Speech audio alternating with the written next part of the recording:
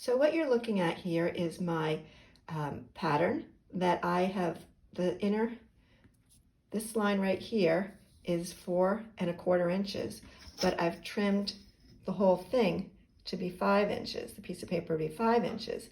And the reason why I did that, let me zoom in first to show you, I have just put pencil line where I want it to rub off the areas that I don't need. And like in here, I don't want that to be rubbed off. These lines that cross over here, I didn't want those to be rubbed off, so I don't have the pencil lines there.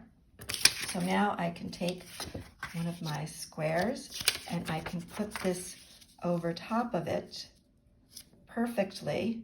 So now I know it's going to be totally centered, and I'm going to rub that down on these 3 pieces of paper.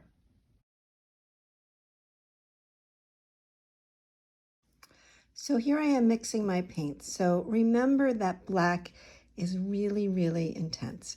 So I've got on this paintbrush, there's the slightest amount of black, and I'm actually gonna wipe some of it off as well.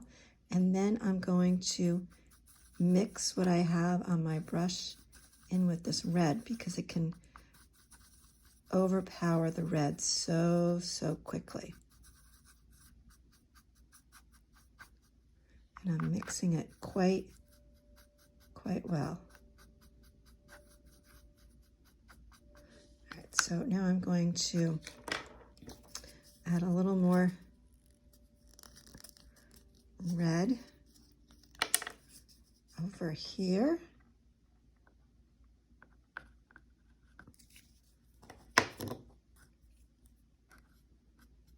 I'm going to take a hair more black this time. So the one over on the left, I had thought I added a teeny tiny little black to it, and I quickly overpowered it. As you can see, it's very dark. So this is getting quite a bit darker with such a little teeny bit of black added.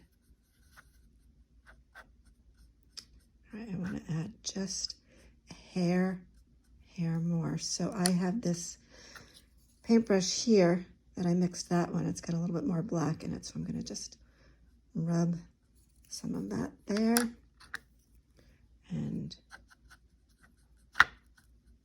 mix that in there. So here I've got 5 different values. We've got black, red, a dark black, a medium one, and a light one. Eventually I'll probably add another degree in here, but I don't want to mix too much paint up at once because I don't want it to get dried out as well, because I don't want to rush in my painting. Notice while I'm painting, I paint in areas that aren't touching each other so that I don't get wet paint blending into wet paint. So as I've been working, I have both a flat brush and a thin brush. The flat brush gets me nice, flat, even strokes, and the pointy one gets in smaller areas. Now, looking at my design here, I'm realizing that this area right here, there's not enough contrast. So I'm going to let that dry completely, and then I can go brush over it with a darker color. Looking at my designs before I begin, one thing I'm thinking I might want to do is where I've used the purest red, to do that the same on each one of my designs. So here is my pure red. So I'm going to do this same archway with the 100% red hue. So here you see my palette. I made up 2 different grays. Got a little red mixed in there, I shouldn't have. There's my red, and so these 2 over here are with the lighter gray, and this one is with the darker gray. This is my final tone project. Notice that some of the gray areas look very bluish. This is because I was not able to get the same brand of extra black paint as I was all the other paints. So this is one of the reasons why you really want to use the same brand. So this is my final tint project. I stuck it underneath my frame to look at it before I did the final gluing. So here's a diagram of the 6-inch base and then the 6-inch frame with the window cut out. I put a piece of tape to hinge them, and then I folded it back down and trimmed the tape. The next step was putting my final artwork down with a little tiny bit of tape so that I could flip the top down, make sure it fit well, and then after I knew that it fit well, I carefully peeled it back, spread the glue down with the piece of paper, not touching it with my fingers because then you make a mess of your fingers. And then I put a piece of clean paper down to make sure that I could get it dried flat.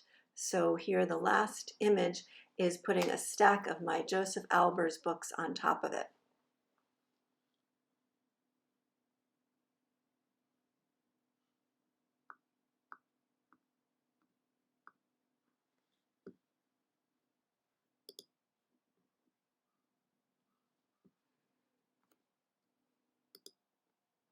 Hardly anyone around. It was a great chance to try out some different shots and to play around with the settings on the camera. And when you're done recording, just press the spacebar to stop, or you can click the record button again. And if I scroll down, we can see my voiceover right there. And you can treat this just like any other audio file that you've added to your project. You can move it around, you can trim the ends, or adjust it with the audio controls. Notice that the background music under the voiceover has been automatically reduced or ducked. So if you have other audio happening while you're speaking your voiceover, it might be difficult to hear what you're saying, and sometimes just turning up your voiceover's volume doesn't do the trick. We saw this earlier, but with the voiceover clip selected, if I go up here to my volume controls, notice that lower volume of other clips is checked. So if I feel that reduced the music too much, I can drag the slider around to adjust how much ducking is applied. All right, so let's take a listen to what we have. We captured this footage throughout the morning and early afternoon on a weekday, so there was hardly anyone around. It was a great chance to try out some different shots and to play around with the settings on the camera. All right, so that's how to create and work with a voiceover track and how to adjust the ducking of audio around it.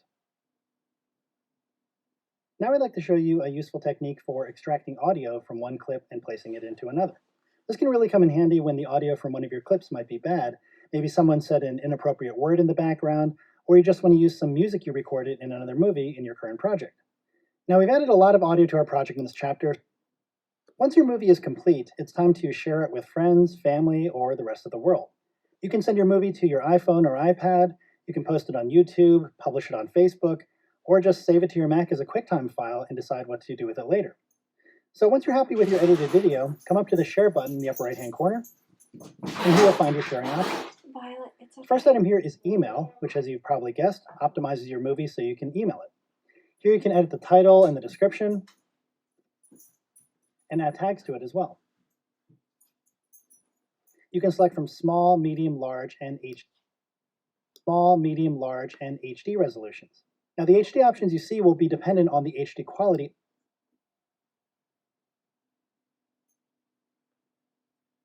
in the upper right-hand corner, and here you'll find your sharing options. The first item here is email, which, as you've probably guessed, optimizes your movie so you can email it.